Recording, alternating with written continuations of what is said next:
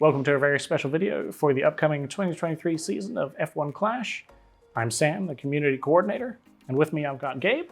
Hey, I'm Gabriel. I'm client engineer on F1 Clash. I've been working on F1 Clash for 1.5 years now, and this is my second season change. And Andras. Yeah, hello, I'm Andras, the game designer on the game. This is my second season change as well, and probably this is the biggest one that we've ever done. So many players would be curious to know, how long does it take to prepare a new season in F1 Clash? And it's hard to, start early enough, the season changes, especially this year. We planned so many new features and so many changes. Actually, I think preparation started during the summer of 2022. So it's almost a full year. And for the next season change in 2024, we already have really strong considerations for future features. Usually we take into account the reaction of the community and the players, and we try to address the any issues or potential improvements that the community suggests and the game needs. And how do you feel about this new season change coming? Do you have any particular feelings about it or excitement about what you think players will think? Yeah, I'm very excited to hear the feedback from players and just check out what they think of the gameplay changes that have been made. This season change is much bigger than last year's. I think it's the biggest season change we've ever done. And it's packed with new gameplay features that really make the game more engaging and smoother. And I hope the community enjoys it. So one of the biggest changes with the 2023 season is the new power unit mechanic. Can you give us any insights into that? I think the biggest inspiration was the energy recovery system, or ERS. It's currently used in F1. I'm sure that most of the F1 fans are familiar with this mechanic. And we found that fuel management and fuel consumption plays a less and less important role in F1 nowadays. But on the other hand, power units becomes a bigger and bigger thing.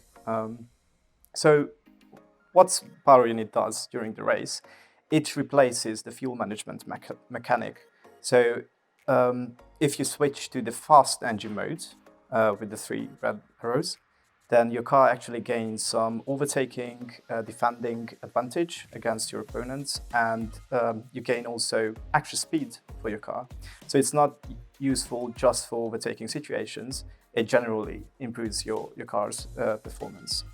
If you use the neutral mode, that's, I think, quite a big twist about power unit. It actually recharges your car. So previously with fuel management, you could only decrease it.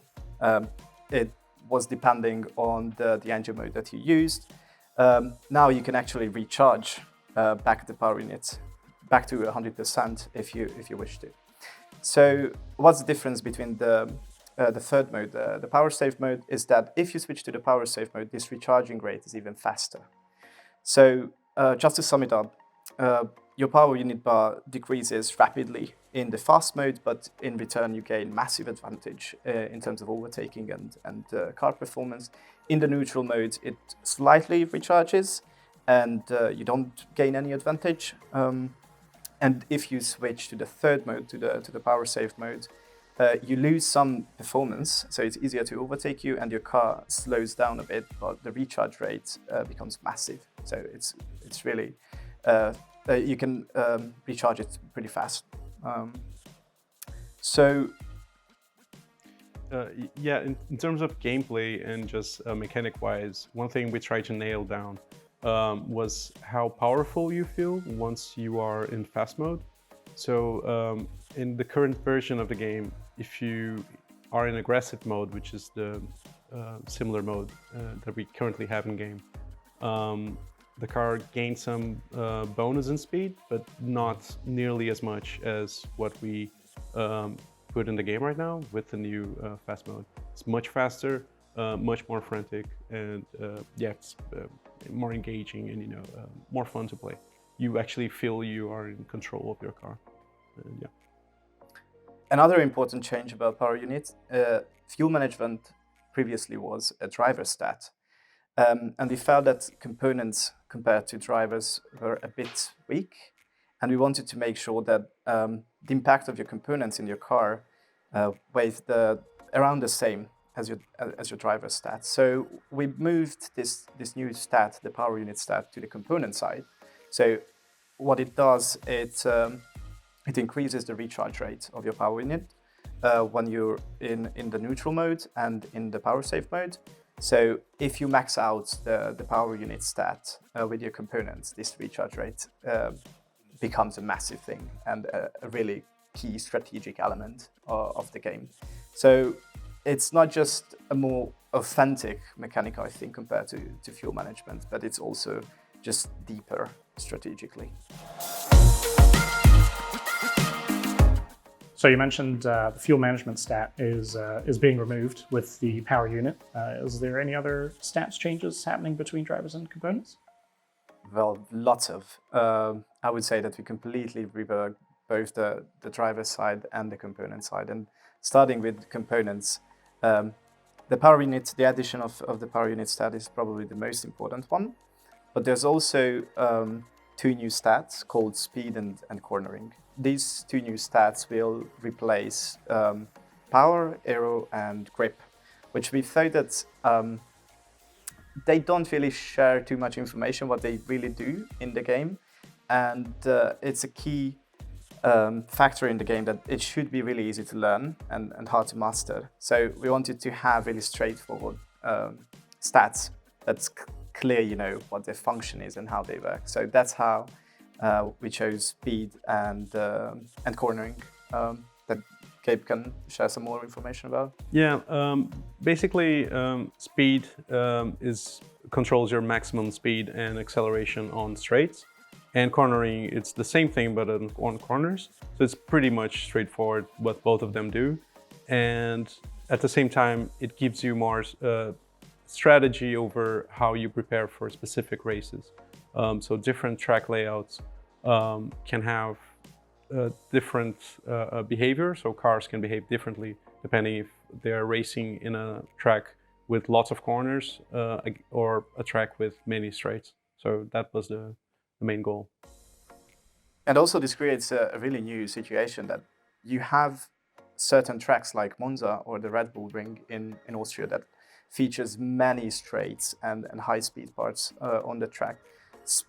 Our goal with this whole rework was that on certain tracks like Monza, the Temple of Speed, the speed stats will get a bit more effective than cornering. So you can choose different strategies and loadouts based on the features of the track that you're racing on. This is quite interesting, especially in the GP events, where you know what kind of track you'll have next. So you actually can make preparations and adjust your loadout to the upcoming track, which wasn't present previously. I think it's a really nice touch and just makes the game more interesting strategically. So to sum it up, what are the 5 component stats? So we have speed and cornering, along with power units, reliability, and pit stop time. The speed, cornering, and power unit stats being the biggest changes this season. So that's components. How about the driver stats? On the driver side, we have lots of changes as well. The biggest one maybe is the introduction of the race start stat. So race start increases your driver's overtaking and defending performance during the first lap of the race. And it's interesting because this stat is more powerful on tracks that feature less number of laps. I think it's quite clear, and it becomes a bit weaker on tracks like the Red Bull Ring, that features 9 laps more than usual. So the more laps you have on the track, the weaker the stat, and the less laps you have in the track, the stronger race start gets. So again, this plays into this philosophy that you can make some adjustments in your loadout and prepare for the upcoming track and its features. The second big change is the renaming, reworking of the consistency driver stat. Consistency is renamed to qualifying. it's a very similar case to speed and cornering. We found that consistency isn't really straightforward, and it's hard to understand what it does. By qualifying, it's quite clear that it improves your driver's qualifying performance. So an interesting thing about the qualifying formula is that the car component stats will be important too. We'll take into account your speed, your cornering, and your reliability, but your driver's qualifying stats will be the key factor in securing a better starting grid position. So we have race start and qualifying. The next big change is the removal of the wet weather ability driver stat. So with wet weather ability, it was a bit too situational. And for drivers who had really high wet weather ability stats, it was actually a weakness on dry tracks or in dry environments. So this was a bit counterproductive for drivers. If it was raining, it is really useful, but like 80 to 90% of the time when it was not raining, it just took away the stats from otherwise really important stats on the driver's side.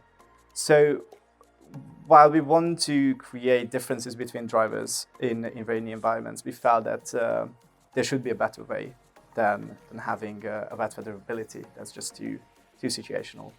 And the final two driver stats will be overtaking and defending.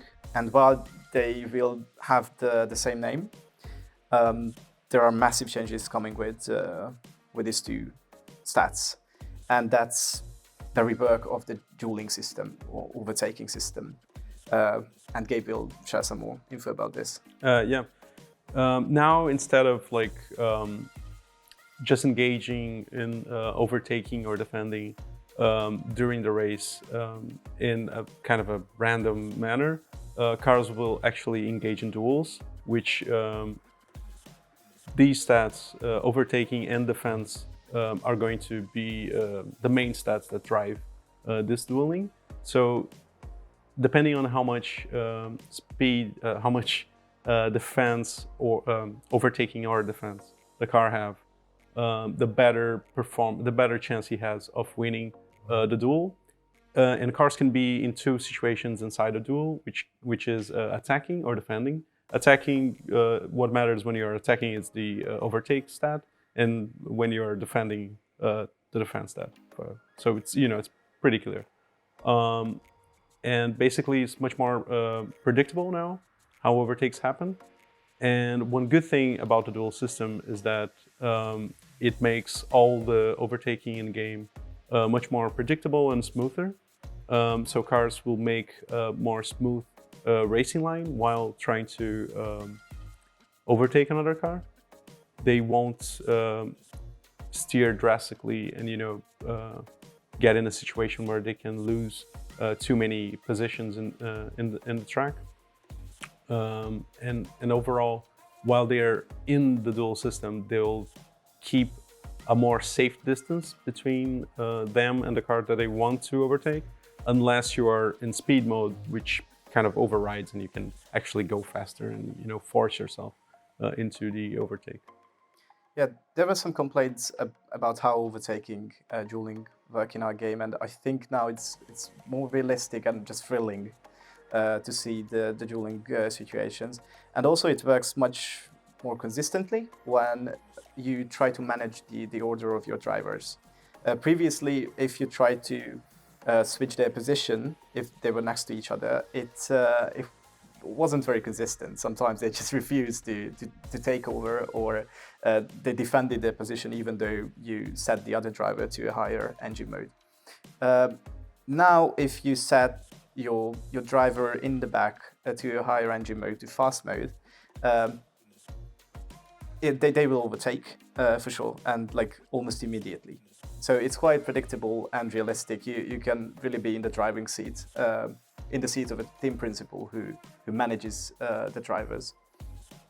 And also these changes bring huge improvements to the boost system as well. Definitely.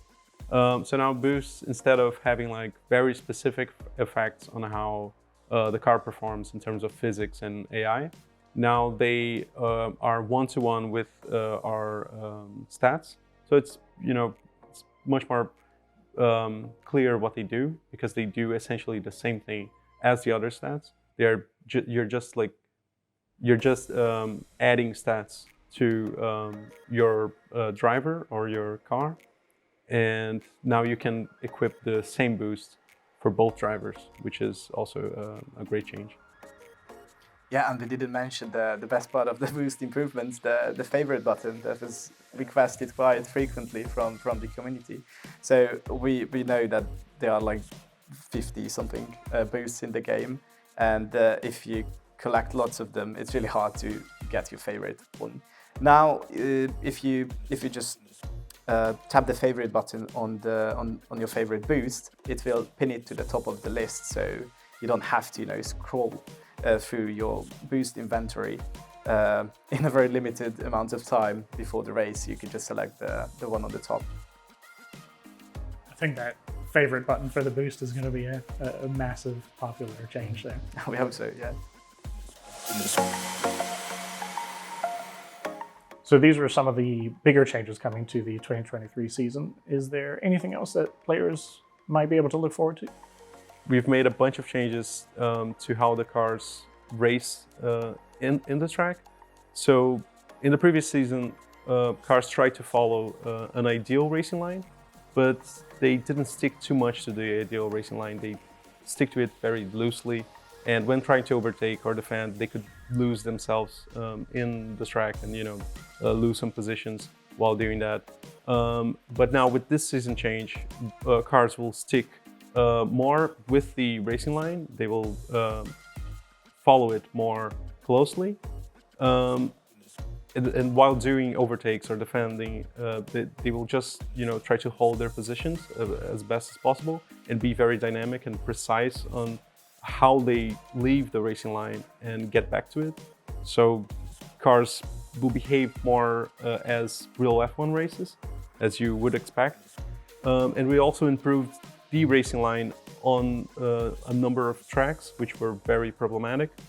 And one way that we made the cars move in the track in a more real F1 manner is making them brake more aggressively before corners and accelerate also more aggressively when they can, like on straights or outside when leaving a corner, which is something that you would expect from F1 cars. So if you just look at the cars driving, you can see that they are behaving in a much more realistic way.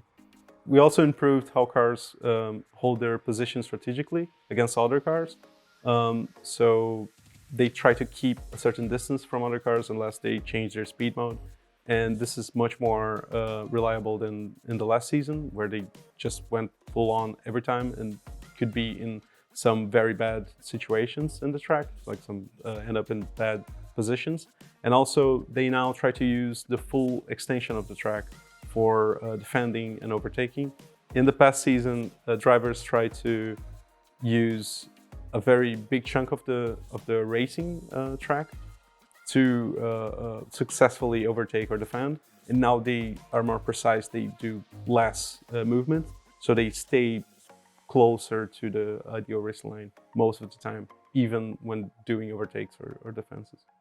So racing in rain was also a very frequently mentioned topic, because previously it was quite hard to take over other cars in race, and it was a bit frustrating, especially in GP events, when you try to maximize the race score that you get every single race. So in this season, overtaking in rainy conditions will be as easy as it is in dry conditions, which will create, I think, a fairer environment, especially during the GP events. But in general, it just provides a more enjoyable experience in rainy conditions.